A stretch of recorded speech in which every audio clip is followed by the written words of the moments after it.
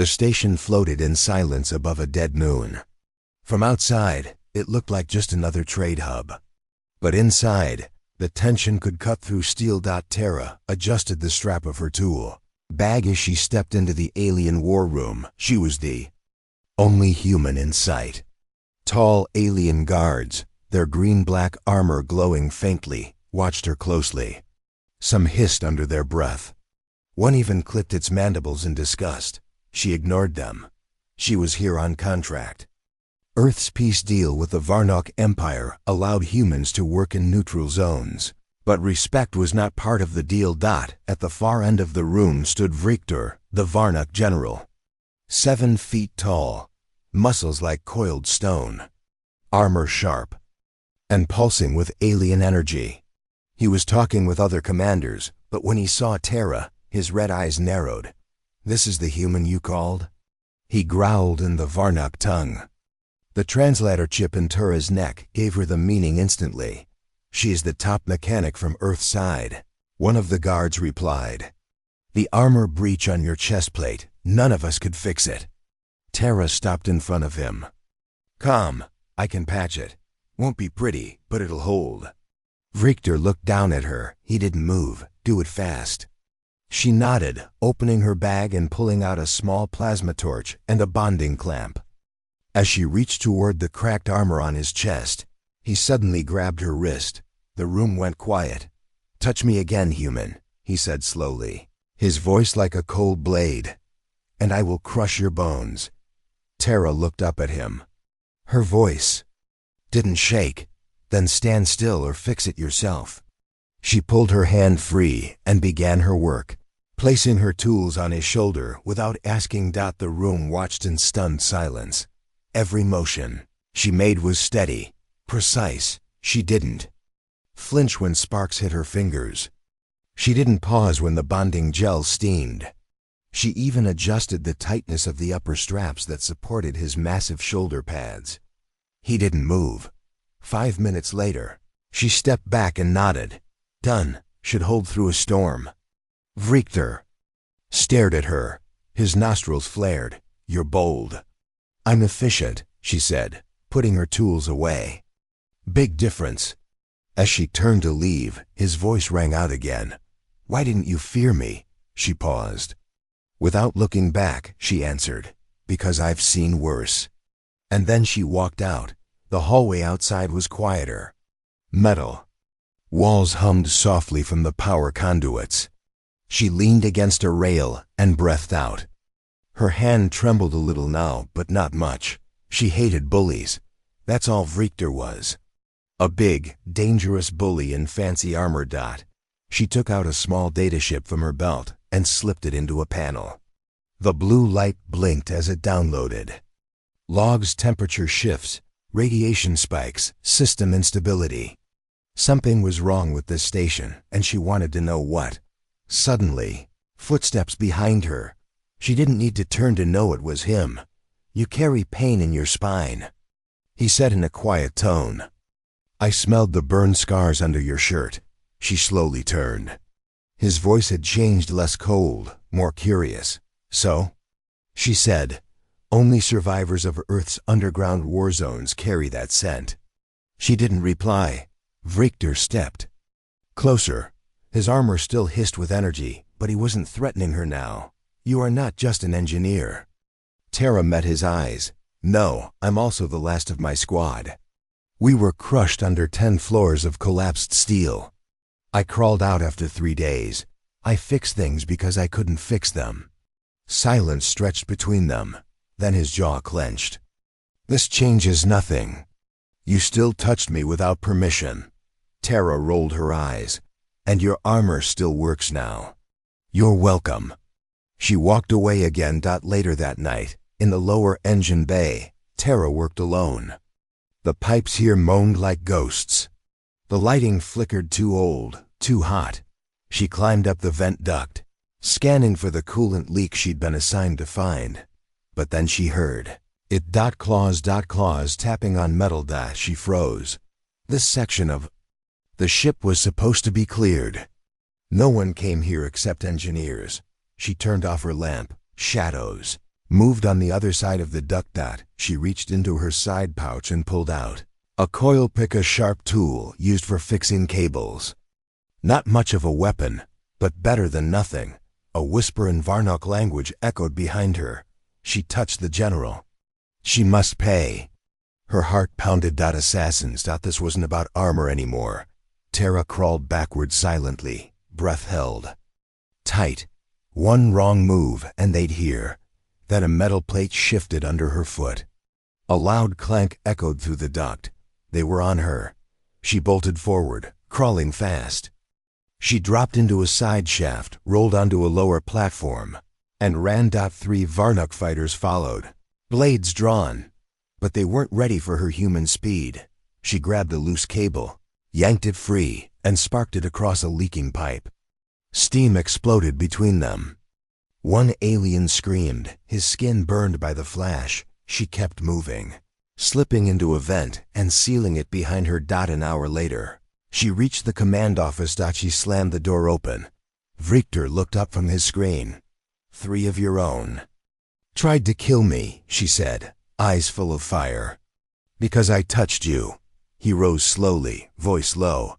That is ... not allowed. No kidding. He tapped a device. Security footage appeared. He watched it without speaking. After a minute, he said, I will deal with them. You better, she said, or next time I won't run. I'll fight back. Victor stared at her, then asked, why do you not fear death? Because I already died once, she replied. This is just the part after. For a long time he didn't speak. Then he stepped forward, towering over her again. Touch me again, human, he whispered. She raised an eyebrow. You sure? He didn't blink. She reached out and adjusted the joint near his shoulder where the armor seal was slightly loose. Then she patted it. Better. The door shut behind her as she walked out again. But this time, Victor didn't growl. He watched. He wondered. And he remembered for the first time in many years what respect felt like. The next morning, the station air felt colder than usual. Tara stood at the edge of the docking bay, staring out through the thick glass at the stars beyond. Ships came and went, cargo, weapons, troops. The war may have ended on paper, but the galaxy still moved like a coiled snake ready to strike again. She sipped from a dented metal cup, her coffee now cold. Her ribs still ached from the night before. She had bruises on her shoulder, one finger swollen, and a cut on her leg from crawling through the vents. But she was alive. Behind her, heavy footsteps echoed again. VRX single quotes to ... She didn't turn. You should be resting, he said. Can't. Got systems to fix. He stepped beside her, silent for a moment. Then he spoke. The 3 who attacked you have been removed. 1 resisted. He will not walk again. Tara said nothing. They acted without command. Their blood is not on your hands. I didn't come here to make enemies. He looked at her closely. You didn't come here just to fix armor, either. Tara finally turned toward him. You want to know why I'm here? I want to know what you are. She smirked a little. I'm human. No, he growled. You are something else. Later, in the maintenance room, she changed out of her jumpsuit to put on her work gear. A mirror on the wall reflected the deep, jagged burn scar across her back, from her right shoulder down to her left hip. The skin was twisted dark. Old pain, healed only on the surface. She stared at it for a second. Then she pulled on her shirt. Voice came from the doorway. You carry the mark of the buried cities, Victor said. Tara didn't jump. She didn't blush. She didn't even move. She just said, saw it, did you? Your kind calls it Sector 13. We called it Fireground. She faced him. I lived there. Few did. My squad tried to hold the underground level. We thought we were safe when the support beams fell. It crushed everything, except one tunnel. I dragged myself out after 3 days, and the others? They were already gone. Victor was quiet. I was the only one left, she added. He stepped inside.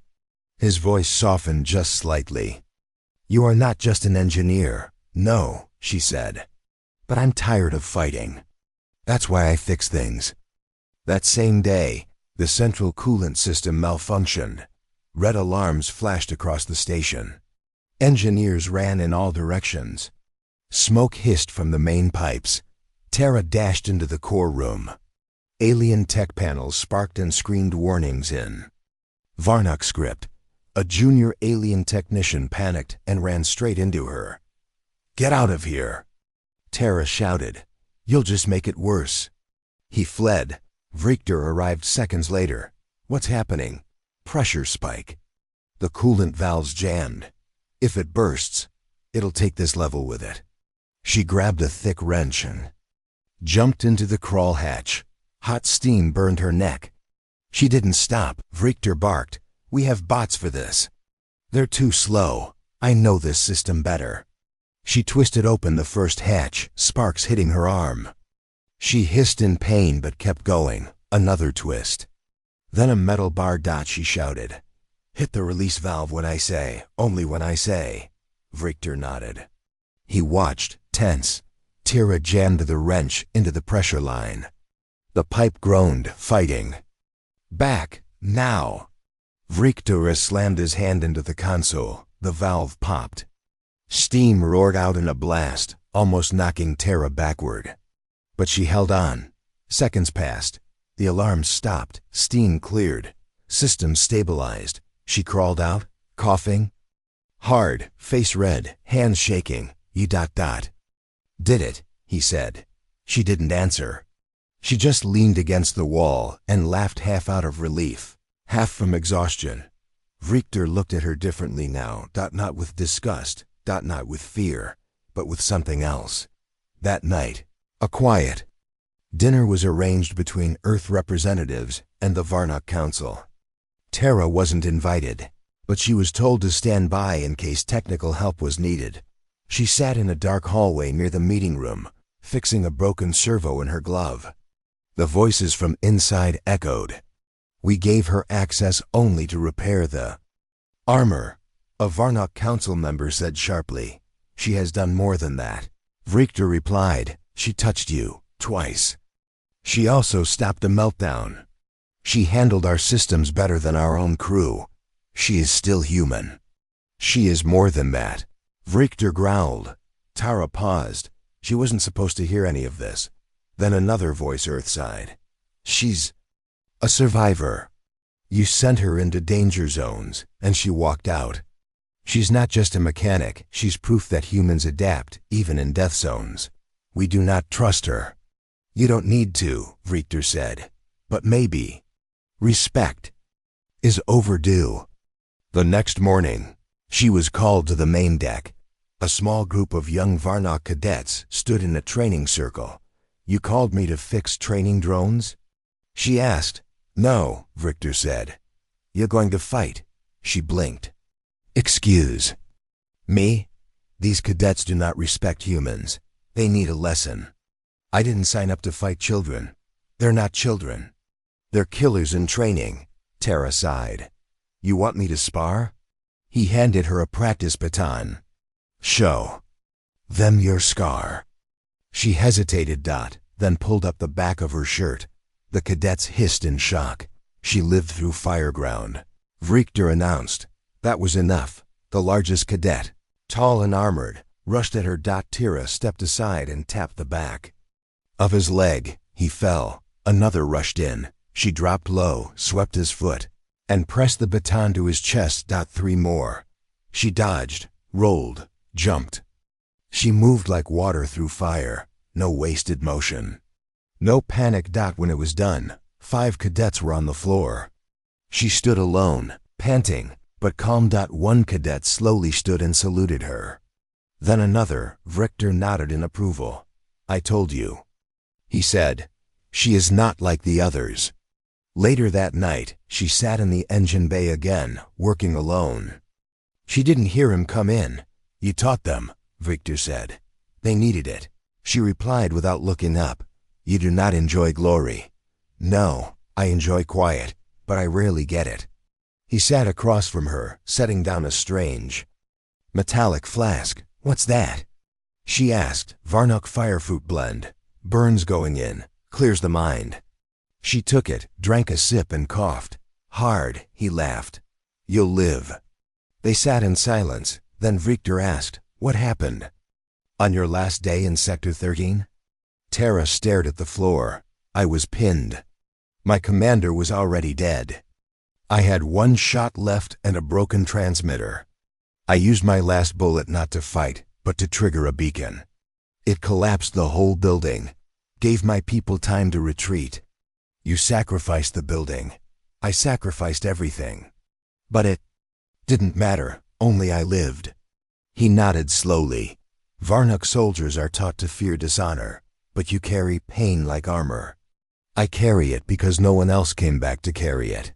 For the first time, Victor didn't have a response. A week later, a mysterious transmission hit the station, encrypted, unreadable, but Tara recognized the signal type. It was human and old. From Earth's early war satellites, she worked through the night, decoding it. Inside the signal were warnings, data, and a name. Her name. Victor came to her as she finished. "You're shaking," he said. "It's not fear," she said. "It's memory." He looked at the screen. The signal said she was marked as missing, presumed dead. Tara stared at the words. "I guess Earth thinks I'm a ghost." Victor touched the screen gently. "Then, let them know the ghost is alive." The station's heartbeat was the reactor dot, that deep in the lower decks, hidden behind layers of metal, radiation shielding, and locked doors. It was old Varnock tech, unstable even on its best days. When it worked, it powered the entire station. When it didn't, it became a time bomb. Tara had never been this close to it before. Not until now. She stood outside the core gate with 2 alien engineers and a nervous human assistant named Drew. The alarms had started 20 minutes earlier. Minor at first, just temperature spikes, but now the whole reactor grid was pulsing red. The alien beside her, a Varnock named Creel, hissed under his breath. "We should evacuate. This system is beyond repair." Tara didn't move. "No, there's still time. You don't know this tech. I've studied it for 6 weeks. I know it enough. And I know it's not beyond saving yet." Creel stepped back. "You'll die." She looked him dead in the eyes. "Then move aside so I can die doing something useful." He didn't argue again. Inside, the core chamber was hot, too hot. Sweat rolled down Tara's spine as she climbed onto the main scaffold. Pipes hissed. The hum of the unstable core echoed like thunder inside metal walls. Sparks fell like dying stars as she turned to Drew. "Stay at the panel. Watch for pressure drops. Call out if anything hits critical." Drew looked pale but nodded. Tara opened the console and cursed under her breath. "The containment ring's misaligned. No wonder it's heating up." Creel spoke through the comms. "You can't realign it manually. It's locked under 10 tons of force." She gritted her teeth. "Then I'll find a way." She climbed to the upper rail where the magnetic stabilizers pulsed. Red light flashed across her skin. A single misstep here, and the pulse would fry her bones. She reached for the emergency override. The switch was half melted. "Great," she muttered. "Of course it is." She jammed her multi-tool into the circuit and rerouted the wire. The lights flickered. Then a sound deep and unnatural rattled the chamber. A low groan. The reactor was speaking its last words. Tara shouted, "Drew! Bypass the safety protocol. Dump the excess charge." I don't know how. You do. You've seen me do it 3 times. Just follow the code." Drew's hands shook, but he obeyed. The pressure gauge dropped by 10%. Tara grinned. "That's it. Keep going." Then the scaffold shook. Metal groaned beneath her boots. She looked down and froze. Part of the floor had started to collapse. A structural crack, spidering out like a broken window. If it fell, the stabilizer would tilt. And that meant explosion, above. Them, on the control deck, Richter had arrived. He stood like a statue, watching the madness unfold through the glass. "Creel," he barked. "Why is the human inside the core room?" "She insisted," Creel replied. "Said she could fix it." Richter's eyes narrowed. "And can she? She's still alive, so maybe." Back inside, Tara reached the alignment crank. It was stuck, rusted in place. She spat on her hand, grabbed it, and pulled. It didn't move. She pulled harder, still nothing. She closed her eyes. Then, with a growl from deep inside her chest, she screamed and threw her whole weight into it. The crank groaned. Moved. Shifted. And then clicked. Into place. The core blinked once, then turned yellow. Not red. She laughed out loud, even as her hands shook. "We're holding," she said into her cum. "We've got about 30 minutes before we need a full shutdown. But the emergency's over." She slid down the ladder, landed on the shaking scaffold, and limped back to the console. Drew stared at her like she was made of steel. When Tara exited the chamber, her face was streaked with sweat, grime, and something close to pride. Richter stood waiting. "Report," he said. "Reactor stable. Needs a rebuild, but it won't blow up today." He studied her. "You risked your life again." "Yeah, that's kind of my thing." "You didn't have to. Someone had to. And I'm already used to near-death work." He stepped closer. "You were shaking when you left the core." "I just wrestled a 10-ton machine. Of course I'm shaking." "Not from fear?" She looked up at him. "No, not fear, just memory." That evening, the station was quiet. Alarms were gone. Lights back to normal. Engineers returned to their stations, but news traveled fast. By nightfall, everyone on the station knew one thing. The human had saved them again. A group of Varnock warriors bowed as she passed. She didn't smile. She didn't speak. She just kept walking, but her hands were still shaking. In her quarters, Tara sat on her bed, trying to relax. She failed. Flashes of the core chamber filled her mind. The heat. The sound. The smell of burning circuits. It was too much like Sector 13. She pulled off her shirt and touched the scar on her back. It pulsed, not in pain but in memory. A knot came. She threw on a jacket. "Yeah?" Richter stepped in. He carried something wrapped in cloth. "What is it?" she asked. He opened it. Inside was a long black object. Metal, old, human-made. "A gift," he said. "Recovered from the ruins of Fireground. Belonged to your commander." Tara stared. It was a field knife. Custom handle. Her squad's emblem etched into the side. "How did you get this?" "It was found during post-war cleanup, stored in the Varnock archive. I had it sent here." She took it slowly, her hand trembling as she touched it. This belonged to Captain Lorne. He died protecting your line, yes?" She nodded. "He was the reason I survived." "Then it is right that you carry it now." She placed the knife gently on the table. "You didn't have to do this." "I didn't," he said, "but I wanted to." The next day, Tara walked into engineering with a full tool belt and her hair tied back tight. Drew looked at her, blinking. "You're working again, already?" "I don't sit still," she replied. "But after yesterday, I've survived worse." The power systems had minor damage, easy fixes. But something else bothered her. She looked through last week's logs. Temperature spikes, random system failures, fuel conversion. Errors. It wasn't just aging tech. Something was wrong on purpose. Someone had sabotaged the station. Later that afternoon, she met Richter in the upper hall. "I need access to level 12 diagnostics." "That's restricted." "Then unrestrict it." "Someone's tampering with your systems." He stared at her. "You think someone tried to cause the meltdown?" "I don't think. I know. The way that pressure spike built up, someone delayed the alert signal on purpose." He growled deep in his throat. I'll send 2 guards with you. No, she said. I work better alone. He looked at her for a long moment, then nodded. Very well. But if you disappear, I won't. Inside. Level 12, the lights flickered low. The walls were colder than they should have been. Tara moved slowly, flashlight in one hand, scanner in the other. She found the first hint fast. A burned-out relay with a human-made connector. Earth tech, but not hers. She crouched beside it, scanning. Then something shifted behind her. She turned fast but saw nothing. Still, she drew her coil. Picked out another noise. A soft beep. She turned just in time to see a small device. Blinking red dot. It was a detonation timer, and it was active.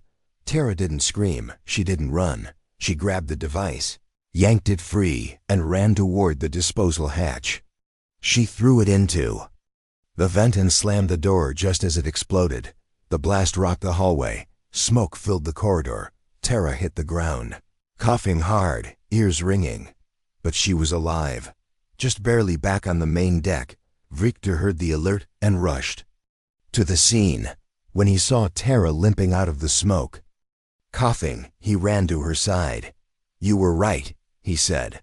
No kidding, she gasped. He helped her stand. We're locking down the level. Whoever did this was using human tools. Victor looked at her. A traitor? He asked. Tara shook her head. No, a message. A message for who? She met his eyes. For me. The smoke from the explosion still lingered in the vents. Tara sat in the med bay, a cold patch on her shoulder and a deep cut wrapped on her thigh. She had bruises on her ribs and her hands were blistered. But she wasn't thinking about the pain. She was thinking about the blinking device, the human-made detonation timer. Someone had sent her a message, and they wanted her scared. Victor stood beside her, arms crossed. His armor was off, his long claws clicking against the metal. Well, as he thought. This was planned, he said. Someone planted that device, knew you'd find it. Tara nodded. They waited for me to go down there. They wanted me to see it. Why? She looked up. Because I'm getting close to something. Something they don't want me to find. Victor's eyes narrowed. I will alert my commanders. No, she said sharply. Not yet. He tilted his head. You think the traitor is one of us? She was quiet for a moment, then said, I think the traitor might be one of mine. Later that night, Tara broke into the communication logs on her datapad. She bypassed the station firewall using a backdoor she'd secretly built weeks ago. Most engineers weren't trained to do this. But Tara wasn't most engineers. She found what she was looking for after 2 hours. Encrypted messages sent from the human side of the station to an unknown receiver near the Varnock core worlds. She narrowed her eyes. Why would Earth send private messages to Varnock space without using the official diplomatic channels, and why were they hiding it? The next morning, Tara requested a meeting with the Earth liaison on the station commander, Felix Dorn. She had never trusted him.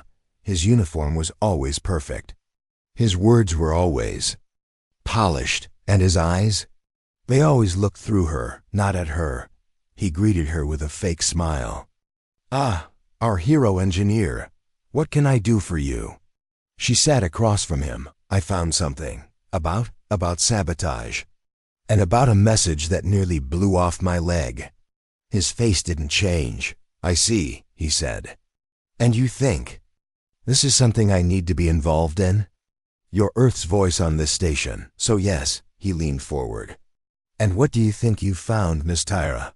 She slid a dataship across the table. Encrypted messages sent from this station by someone using an Earthside transmitter.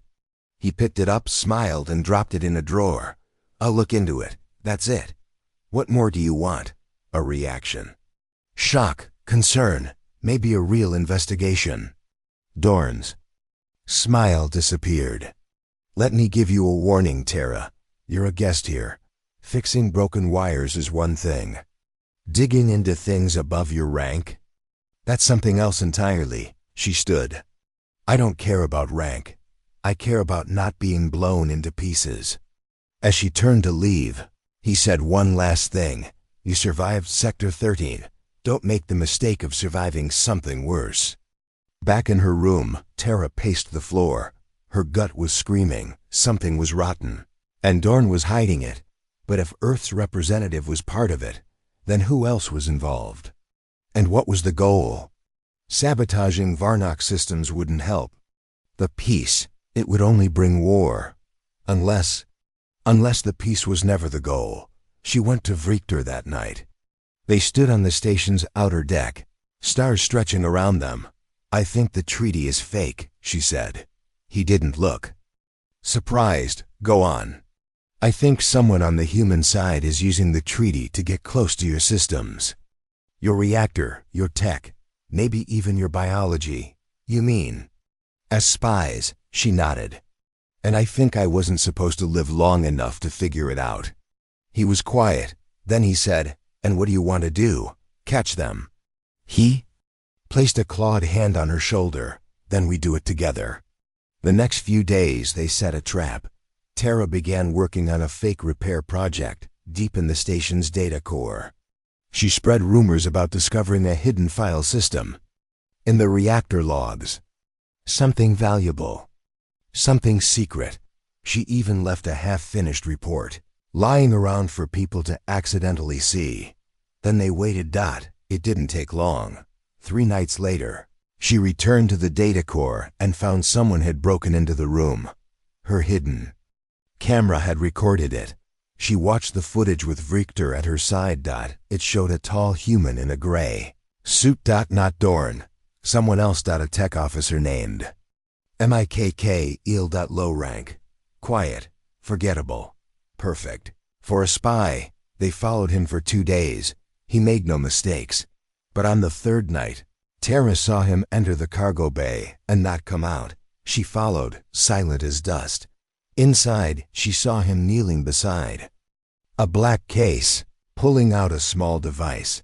She recognized it. It was the same type of human timer that nearly killed her.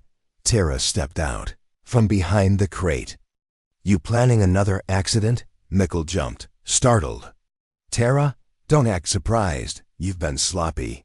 I don't know what you're talking about. You're carrying a sabotage device. He glanced at it. It's a backup transceiver. Right. And I'm the Empress of Mars. He laughed, cold and bitter. You shouldn't have come here. Then he pressed a button on the device. A pulse wave knocked her to the ground. Not strong but enough. When she got up, Mikkel was running. He didn't get far. Vrichter caught him at the next hallway, turned, slamming him into a wall. Mikkel spat blood. Stupid alien. You tried to kill a human, Vrichter said coldly. That makes you my enemy too. Under questioning, Mikkel cracked quickly. He wasn't trained to resist pressure. His confession was simple and terrifying. The treaty was never real.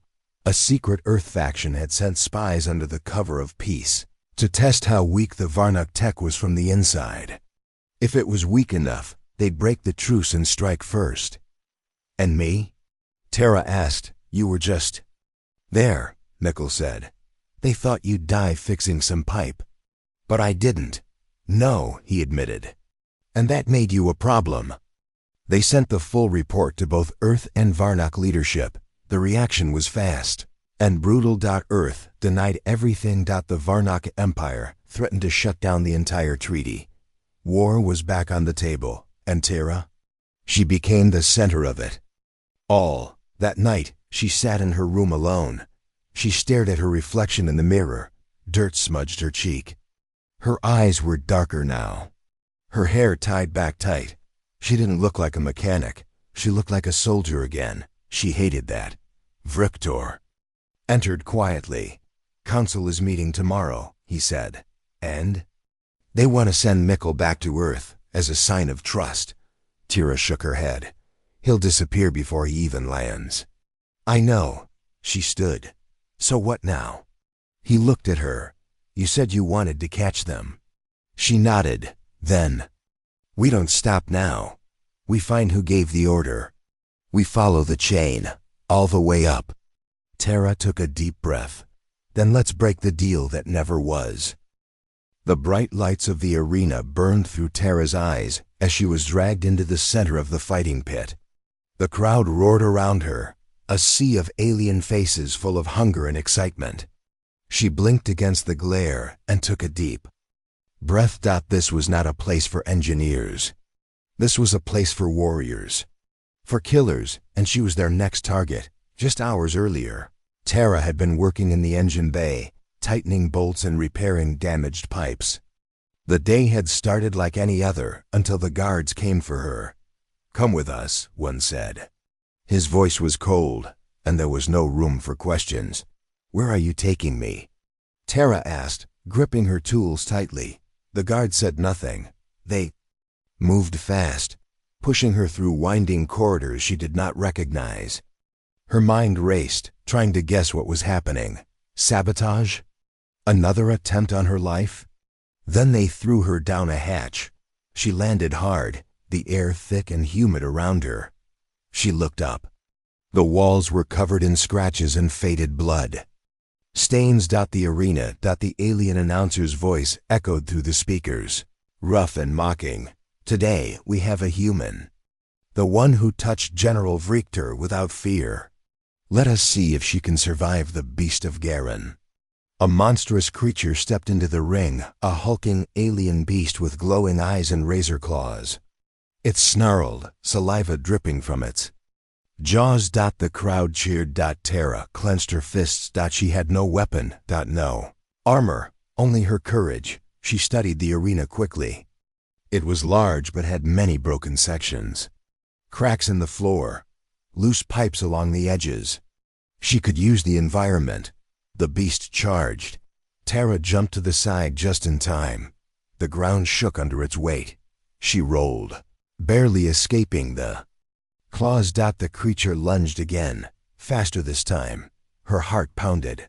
Tara grabbed a loose pipe from the edge of the arena. It was rusty but heavy.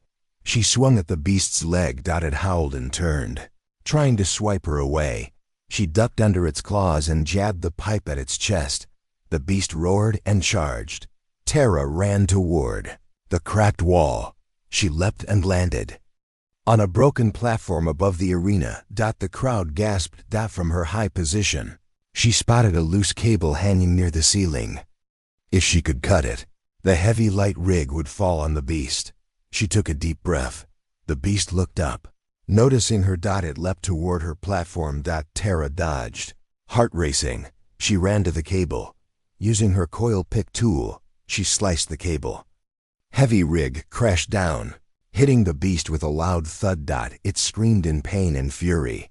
The crowd went wild. Tara climbed down quickly. She knew the beast was hurt, but not dead. The creature lunged again.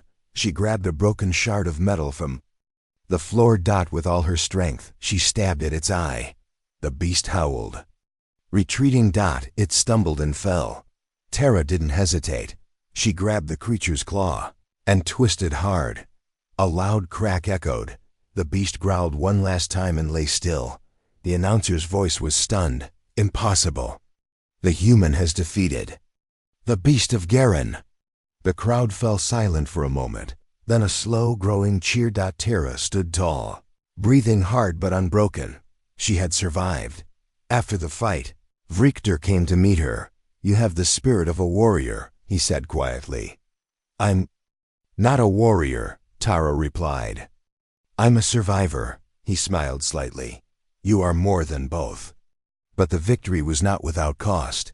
Tara's body ached. Cuts and bruises covered her arms and legs. Her clothes were torn.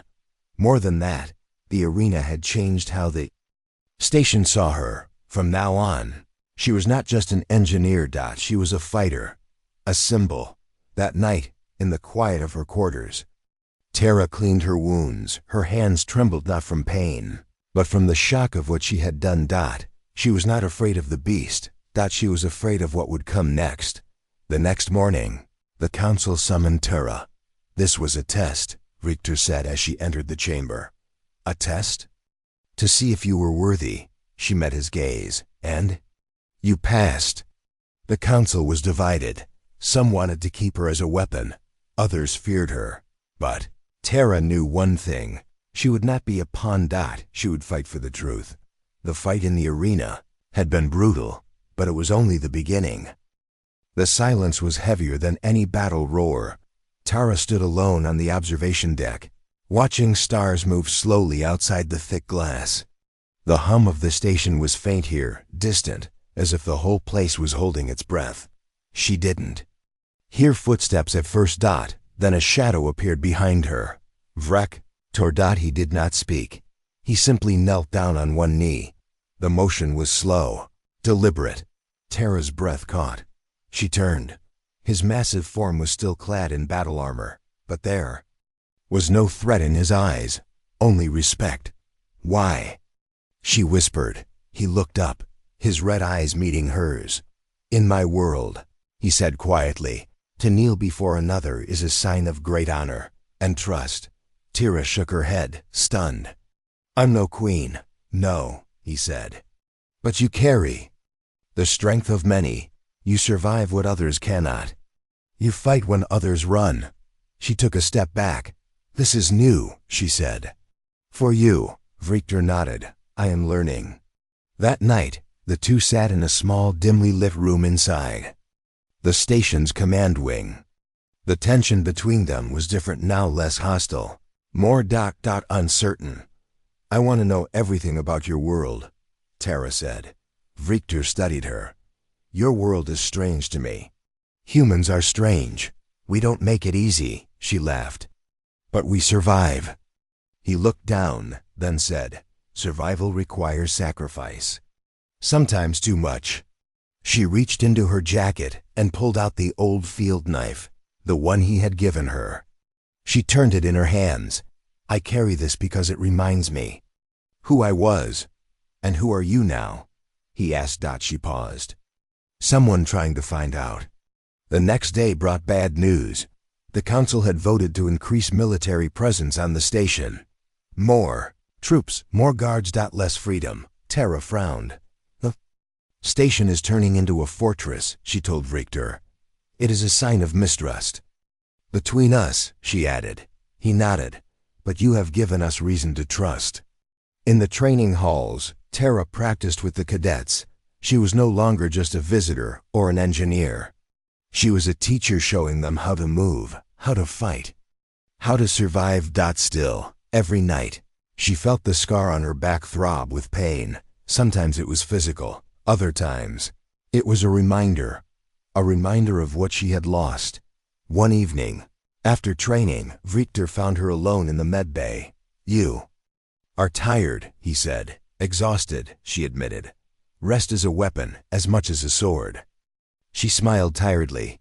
Maybe I'm out of weapons. No, he said. You have many. Days passed. Suspicion grew.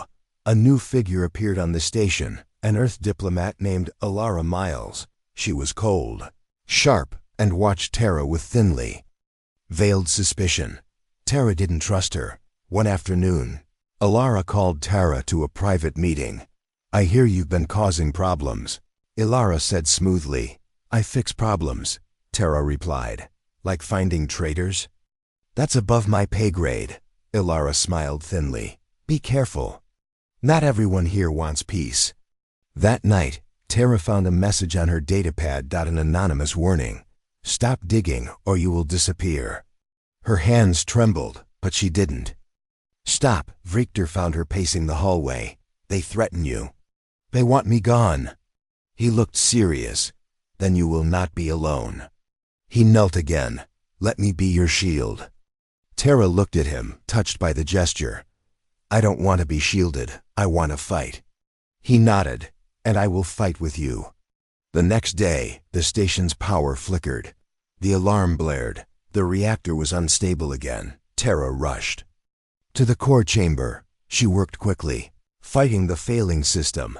Vrikter arrived with a squad of guards. Together, they stabilized the core. Afterwards, Vrikter looked at Tara with a new kind of respect. You are not just an engineer, he said. You are a savior. Late that night, they stood on the observation deck again. The stars looked distant. Tara said, "I never wanted this." "To be a hero," Victor replied. "Heroes are not born, they are made." She smiled softly. "Maybe I am ready."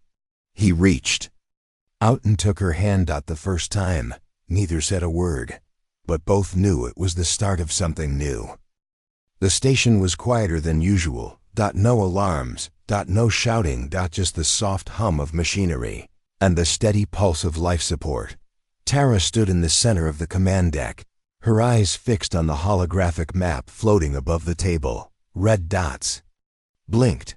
Enemy fleets, Varnock ships, Earth ships. All converging. The fragile peace was breaking. Victor entered the room. His armor was worn, his face tired. "We have reports of a fleet moving through the outer rim," he said. Tara didn't look away from the map. "They're coming for us." She finally turned. "We must prepare." "We have limited resources," he warned. "Limited time." Outside the station, the stars were darkened by warships. The peace treaty was crumbling. Sabotage, spying, betrayal, all signs pointed to one thing. War. Tara took a deep breath. "This station has been a battleground." She touched the scar on her back. "But it's also been a home." "We can fight," Victor said, "or we can choose another way." Tara shook her head. "Peace is fragile, but it's worth fighting for." A message came in from the Varnock High Council. They demanded Tara be handed over. A symbol of human defiance. A warning. Tara felt their eyes on her.